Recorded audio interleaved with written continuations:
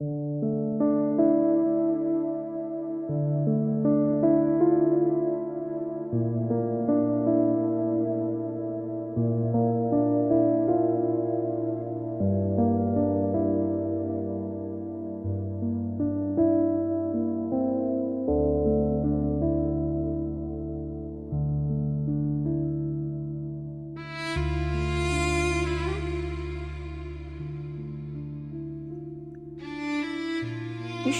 bazen aynayı kalbine dayamaktır.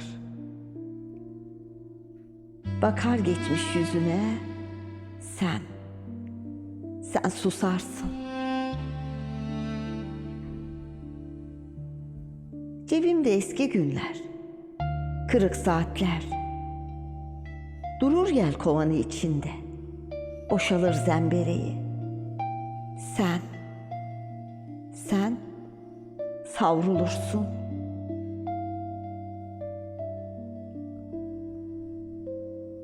Can kırıklarıdır keşkeler.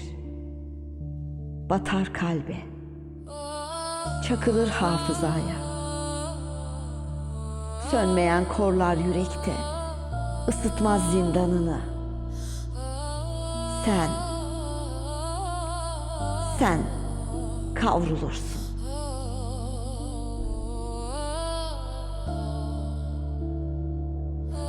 Kaybettiklerin yakınındayken durur şimdi en uzağında.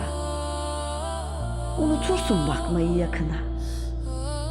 Ufuklara dalar, ağlarsın. Elinde kalan bir avuç boş zaman. Sen zamansızsın.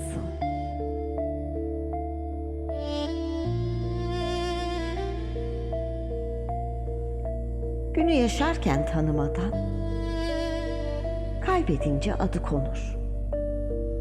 Her hatada bir halka daha, boynunda ağır zincir olur. Sen ezilirsin.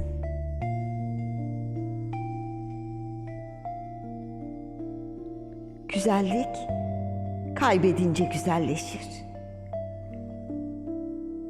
Acı hatırladıkça büyür. Şiirler kan revan, mühürlenir sayfaları. Gözyaşı olmuştur artık adın. Haykıran acılar düşünce gönlüne. Sen kanarsın.